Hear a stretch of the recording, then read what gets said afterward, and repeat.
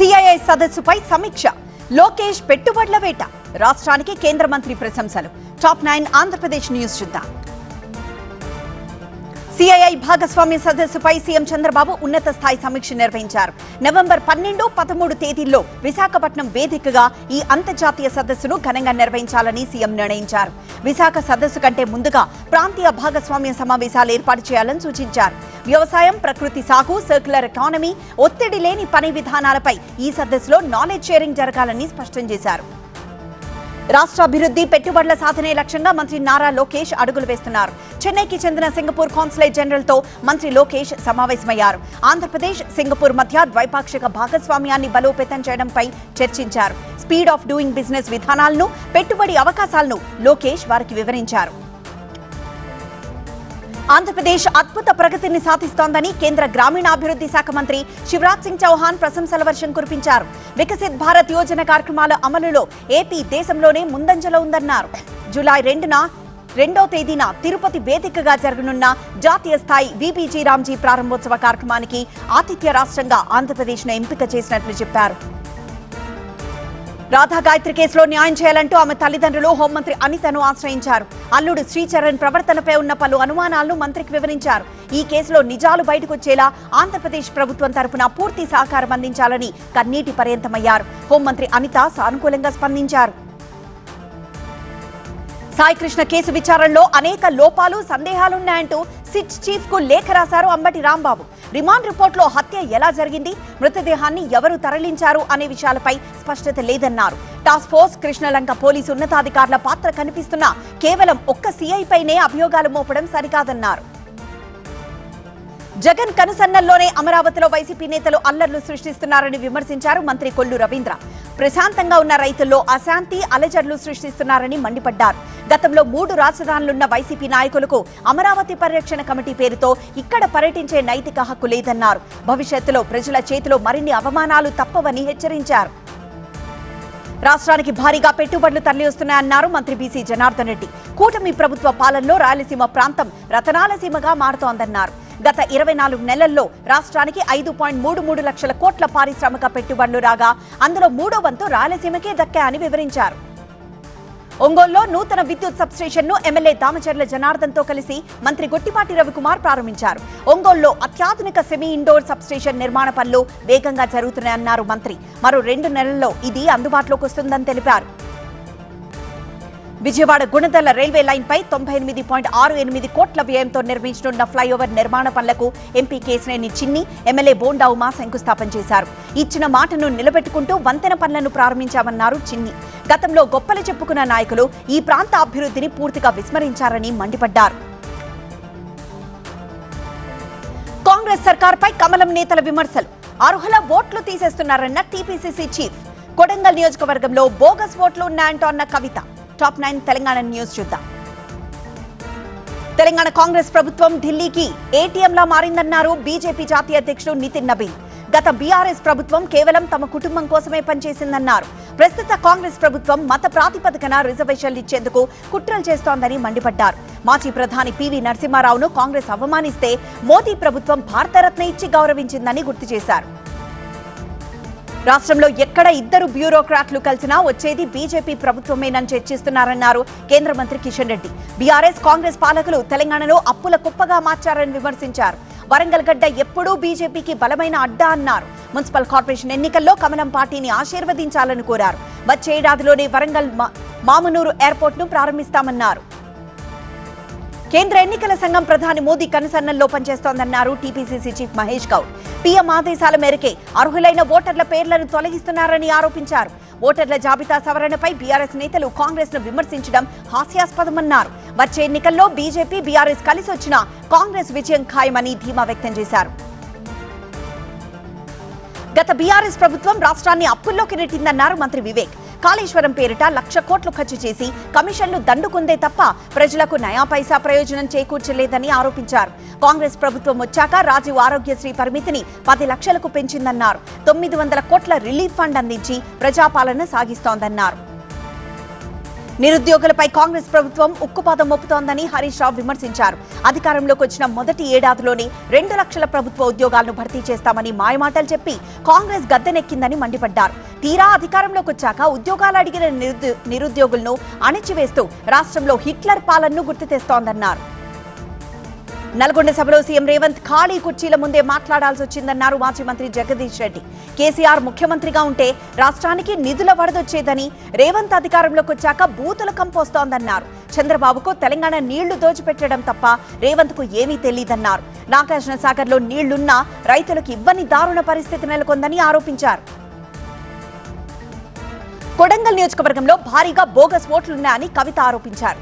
కొడంగల్లో 22,000 డూప్లికేట్ ఓట్లుంటే అందులో 11,000 మంది కర్ణాటకకు చెందిన సెడెం నియోజకవర్గం ఓటర్లే అని అన్నారు. రేవంత్ రెడ్డి సరిగ్గా అంతే మెజార్టీతో గెలవడంపై ఎన్నో అనుమానాలున్నాయన్నారు.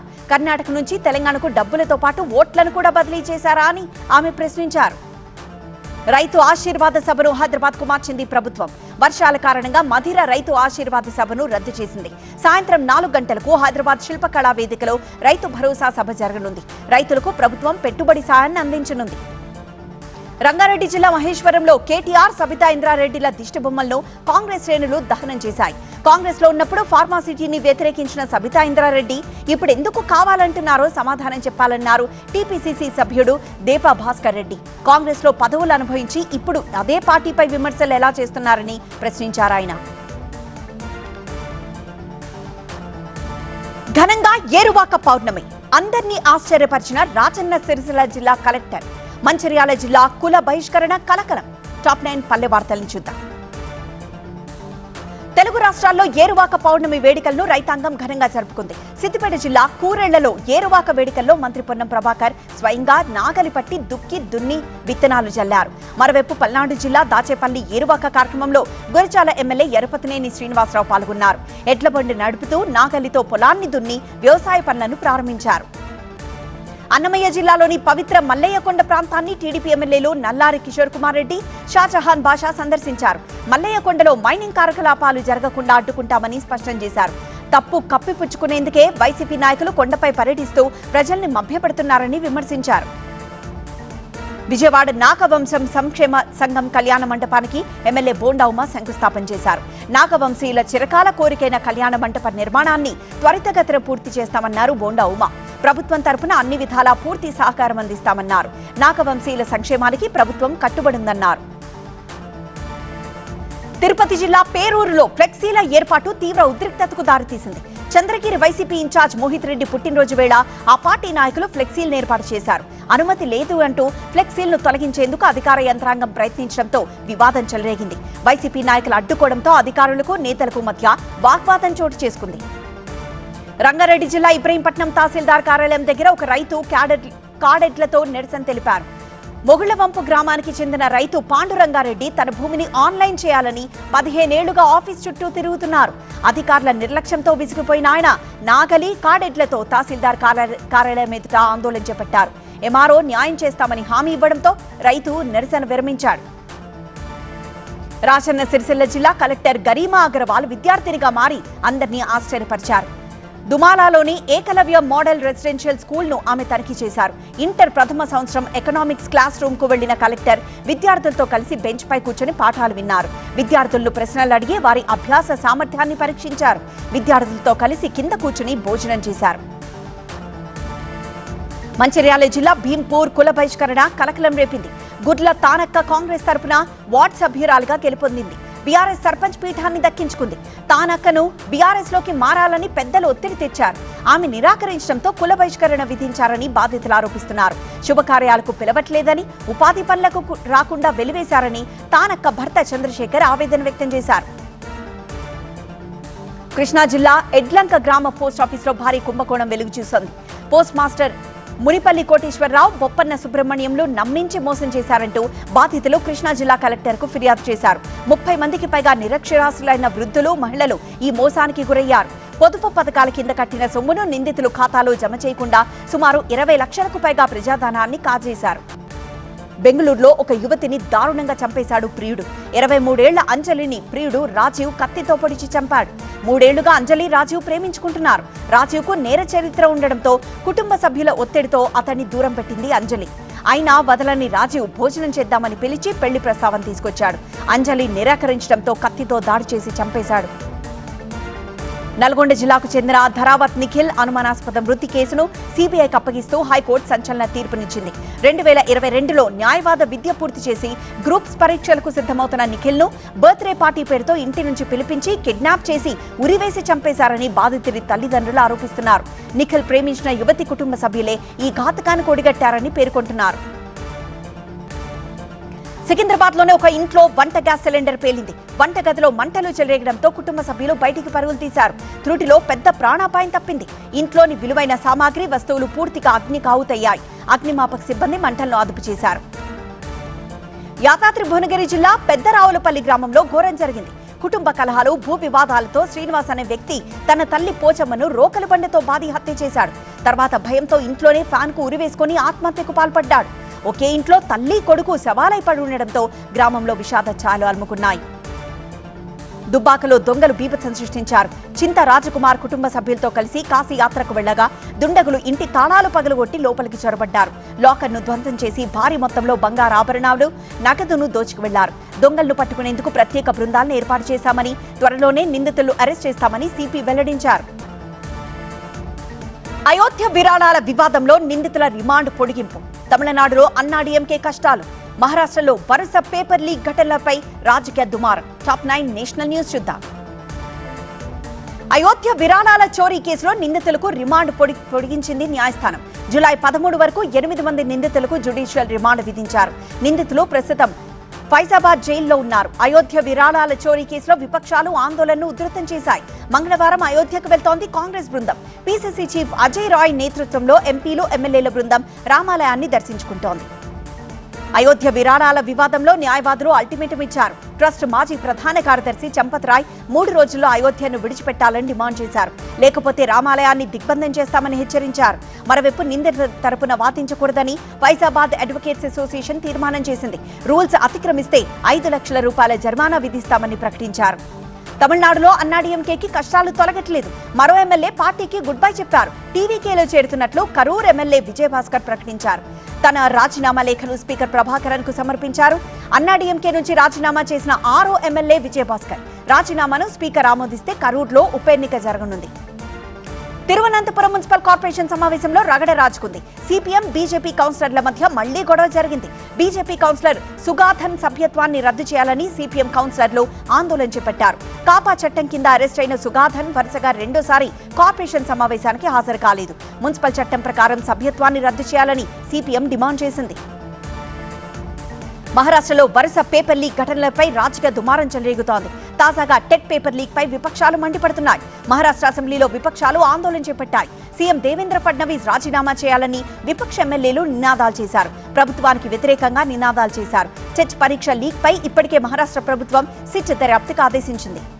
త్రిభాషా విధానంపై సిబిఎస్ఈ క్లారిటీ ఇచ్చింది. ప్రస్తుతం 10వ తరగతి చదువుతున్న విద్యార్థులకు త్రిభాషా విధానం నుంచి మినహాయింపిచ్చారు. ప్రస్తుతం 7, 8, 9 తరగతులు చదువుతున్న విద్యార్థులకు కూడా మినహాయింపు లభించింది. 6వ తరగతి చదువుతున్న విద్యార్థులకు త్రిభాషా విధానం అమలు కానుంది. పుణేలో 3 ఏళ్ల చిన్నారిపై లైంగిక దాడి, హత్య కేసులో ప్రత్యేక కోర్టు సంచలన తీర్పు వెల్లడించింది. నిందితుడు భీమ్రావ్ కాంబ్లీకి ప్రత్యేక న్యాయస్థానం మరణశిక్ష విధించింది. నేరం జరిగిన నెల రోజుల్లో కోర్టు తీర్పును వెల్లడించింది. మే 1న బాలికపై అఘాయిత్యం చేసి చంపేశాడు భీమ్రావ్ కాంబ్లీ. అమర్నాథ్ యాత్రకు కౌంట్ డౌన్ ప్రారంభమైంది. జూలై 3 నుంచి యాత్ర ప్రారంభం కానుండడంతో పవిత్ర గుహలో తొలి పూజ నిర్వహించారు జమ్మూ కశ్మీర్ లెఫ్టినెంట్ గవర్నర్ మనోజ్ సిన్హా. మొత్తం 57 రోజుల పాటు కొనసాగనున్న అమర్నాథ్ యాత్ర ఆగస్టు 28న రక్షాబంధన్ రోజున ముగుస్తుంది. భక్తుల భద్రత కోసం భారీగా సైన్యాన్ని, పోలీసులను మోహరించింది ప్రభుత్వం. తిరువనంతపురంలో హై టెన్షన్, జైపూర్లో ఘోర ప్రమాదం, జలమయమైన ముంబై. టాప్ 9 మెట్రో న్యూస్ చూద్దాం. తిరువనంతపురంలో హై టెన్షన్ వాతావరణం నెలకొంది. లిక్కర్ మాఫియా ఒత్తిళ్లకు యూడీఎఫ్ సర్కార్ లొంగిపోయిందని ఆరోపిస్తూ బీజేపీ కార్యకర్తలు ఆందోళన చేపట్టారు. సెక్రటేరియట్ వైపు దూసుకెళ్లారు. బ్యారికేడ్లు తొలగించేందుకు కార్యకర్తలు ప్రయత్నించడంతో పోలీసులు అడ్డుకున్నారు. ఆందోళనకారులపై వాటర్ కెనాన్లను ప్రయోగించారు. హైదరాబాద్ లోక్ భవన్ దగ్గర ఉద్రిక్తత చోటు చేసుకుంది. లోక్ భవన్ ముట్టడికి ఎస్ఎఫ్ఐ ప్రయత్నించింది. నీట్ పరీక్ష నిర్వహణలో అవకతవకలు, పేపర్ లీకేజీ ఘటనపై నిరసన చేపట్టారు. ధర్మేంద్ర ప్రధాన్ రాజీనామా చేయాలని డిమాండ్ చేశారు. నీట్ పరీక్షను రద్దు చేసి రాష్ట్ర ప్రభుత్వాలకే ప్రవేశ పరీక్షలు నిర్వహించే అధికారం కల్పించాలన్నారు. ఆత్మహత్య చేసుకున్న విద్యార్థుల కుటుంబాలను ప్రభుత్వం ఆదుకోవాలన్నారు. జైపూర్లో ఘోర ప్రమాదం జరిగింది. ఆరావళి రిసార్ట్లో నిర్మాణంలో ఉన్న భవనం గోడ కూలింది. ఈ ప్రమాదంలో 3 చనిపోయారు. పలువురికి తీవ్ర గాయాలయ్యాయి. సివరేజ్ ట్రీట్మెంట్ ప్లాంట్ నిర్మాణం పనులు జరుగుతున్న సమయంలో ఈ ప్రమాదం జరిగింది. సహాయక చర్యలు కొనసాగుతున్నాయి. భారీ వర్షాలకు ఆర్థిక రాజధానికి ముంబై కుదేలైంది. పలు ప్రాంతాలు జలమయమయ్యాయి. వర్షానికి తోడు ఈదురుగాలులు వీయడంతో జనం తీవ్ర ఇబ్బందులు పడ్డారు. రహదారులతో పాటు పలు కాలనీలు నీట మునిగాయి. రోడ్లపై నీరు నిలిచిపోవడంతో వాహనదారులు బండి తీయాలంటే జంకుతున్నారు. రోడ్లు చెరువుల్ని తలపిస్తున్నాయి. వాహనాలు నెమ్మదిగా కదులుతున్నాయి. హైదరాబాద్ బోరబండ పోలీస్ స్టేషన్ పరిధిలో ఒక వ్యక్తి ఉరివేసుకుని ఆత్మహత్య చేసుకున్నాడు. ఎస్ఐఆర్లో తన పేరు లేకపోతే జైలుకు వెళ్లాల్సి వస్తుందేమోనన్న ఆందోళనతో షేక్ ముజీబూర్ సూసైడ్ చేసుకున్నాడని కుటుంబ సభ్యులు చెబుతున్నారు. తన 3 పిల్లలను ఎవరు చూసుకుంటారనే విషయంలోనూ తీవ్ర ఆందోళనలో చెందాడంటున్నారు. పోలీసులు మృతదేహాన్ని గాంధీ మార్చురీకి తరలించారు.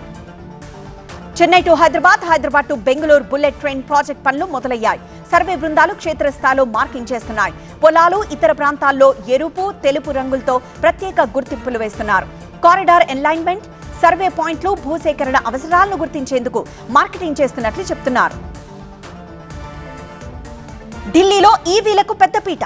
ఏఐ, క్లౌడ్ సంస్థలకు ప్రధాన వేదికగా భారత్. నష్టాల్లో స్టాక్ మార్కెట్లు. టాప్ 9 బిజినెస్ న్యూస్ చూద్దాం. ఢిల్లీలో కాలుష్య నివారణే లక్ష్యంగా కేబినెట్ సరికొత్త ఎలక్ట్రిక్ వెహికల్ పాలసీకి ఆమోదం తెలిపింది.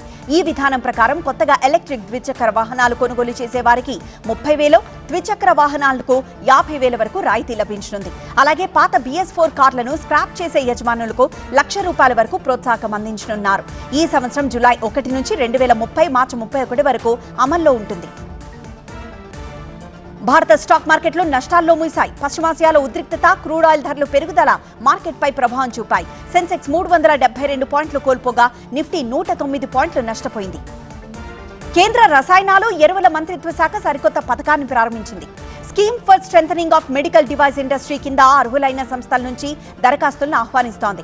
ఎంపికైన దేశీయ తయారీదారులకు 10 కోట్ల వరకు భారీ ఆర్థిక సబ్సిడీ లభించనుంది. దేశీయంగా వైద్య పరికరాల ఉత్పత్తిని ప్రోత్సహించేందుకు, దిగుమతిపై ఆధారపడ్డాన్ని తగ్గించేందుకు ఈ నిర్ణయం తీసుకుంది. ప్రముఖ సిగరెట్ తయారీ సంస్థ బ్రిటిష్ అమెరికన్ టొబాకో కఠిన నిర్ణయం తీసుకుంది. ప్రపంచవ్యాప్తంగా దాదాపు 9,000 ఉద్యోగాలను తొలగించనున్నట్లు ప్రకటించింది. ఉత్పాదకతను పెంచేందుకు ఏఐ సాంకేతికతను విస్తృతంగా వాడుకలోకి తెచ్చేందుకే ఈ నిర్ణయం తీసుకున్నట్లు సంస్థ CEO తెలిపారు. 2028 నాటికి $793 మిలియన్ వార్షిక పొదుపును లక్ష్యంగా పెట్టుకుంది. భారత పారిశ్రామిక ఉత్పత్తి సూచీ ఈ ఏడాది మే నెలలో 5.1% వృద్ధిని నమోదు చేసింది. తయారీ రంగం 5.5%, విద్యుత్ రంగం 9.9% వృద్ధితో దేశీయ పారిశ్రామిక పురోగతికి ఊతమిచ్చాయని గణాంకాలు మంత్రిత్వ శాఖ వెల్లడించింది. ఇదే సమయంలో గనుల తవ్వకాల రంగం 1.6% క్షీణతను చూసింది. ఏఐ, క్లౌడ్ సంస్థలకు భారత్ ప్రధాన వేదికగా మారుతోంది. ICICI సెక్యూరిటీస్ నివేదిక ప్రకారం గూగుల్ సంస్థ $15 billion, Microsoft $17.5 billion, Amazon $48 billion భారీ పెట్టుబడులను ప్రకటించాయి. డేటా సెంటర్ల ఏర్పాటుకు భారత్ అత్యంత అనుకూలమైన వాతావరణాన్ని కల్పిస్తోందని ఈ నివేదిక స్పష్టం చేసింది. దేశంలో ఎల్ నినో పరిస్థితులు వ్యవసాయ రుణాలపై కొంత ప్రభావం చూపనున్నాయి. అయినప్పటికీ బ్యాంకింగ్ రంగానికి ఎలాంటి ముప్పు లేదని ఎస్ సెక్యూరిటీస్ నివేదిక తెలిపింది. రాబోయే ఆర్థిక సంవత్సరాల్లో రుణ వ్యయాలు స్థిరంగా ఉంటాయని, అంతర్జాతీయ ఘర్షణలు, వాణిజ్య సుంకాలు ప్రభావం చూపే అవకాశం ఉందని అంచనా వేసింది. భారతదేశ వాణిజ్య బీమా రంగంలో విప్లవాత్మక మార్పులు చోటు చేసుకున్నాయి. బీమా మార్కెట్ పాలసీదారులకు ఎంతో అనుకూలంగా మారిందని ప్రముఖ అంతర్జాతీయ సంస్థ ఆన్ తన నివేదికలో వెల్లడించింది. బీమా రంగంలో FDI పరిమితిని ఏకంగా 100% పెంచారు. ఈ సంస్కరణలతో మార్కెట్లో పోటీ తీవ్రమై బీమా ప్రీమియం ధరలు భారీగా తగ్గుముఖం పట్టాయి.